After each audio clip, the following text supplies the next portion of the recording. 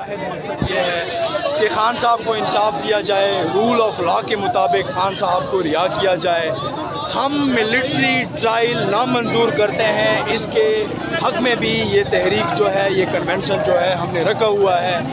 اگر قاضی کے کرتوت اور عادات ٹھیک نہ ہوئے تو وہ کلا ملک گیر احتجاج کے لیے تیار ہے، اور ہم نے مکمل پلاننگ تحصیل لیول تک کی ہوئی ہے۔ لیکن سب سے ضروری جو ہے وہ خان صاحب کی رہائی ہے۔ ہم خان صاحب کی رہائی چاہتے ہیں۔ ہم مزید خان صاحب کو جیل کے اندر نہیں دیکھ سکتے، ہم خان صاحب کو جیل کے اندر مزید برداشت نہیں کر سکتے۔ خدا را سمجھے، خان صاحب کے بغیر یہ ملک نہیں چلنے والا۔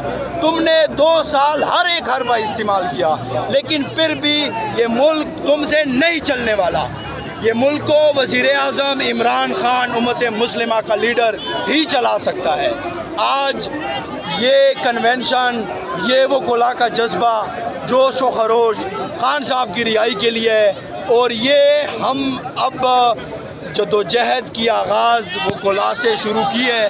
انشاءاللہ خان کی رہائی تک یہ جدوجہد جاری رہے گی۔ اسے کیا کہنا چاہیں گے؟ آج جس طرح ہزاروں کی تعداد میں مسلمان ہوئے ہیں اور 7 پارلیمنٹیرین بھی موجود ہیں، تو کیا کہیں گے آپ؟ آنے کا کیا مقصد اور آگے کیا کرنے جا رہے ہیں؟ یہ ہم سپریم کورٹ کے سامنے ٹھہرے ہیں، قاضی صاحب کو یہ میسج دے رہے ہیں کہ خدا را، جو آپ ہر ایک لفظ پہ کہتے ہیں کہ آئین کے شکن میں یہ لکھا ہوا ہے، تو ہم آپ کو یہ استدعا کرتے ہیں کہ آئین کے شکن میں بہت ساری چیزیں لکھے ہوئے ہیں۔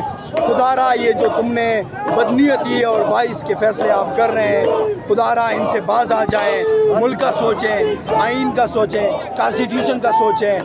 اگر اسی طرح چلتا رہا تو وہ کلا اپنی تحریک کے لیے نکلیں گے، اور ہم اپنا حق اب کسی سے مانگیں گے نہیں، ہم چھینیں گے انشاءاللہ۔ بہت شکریہ۔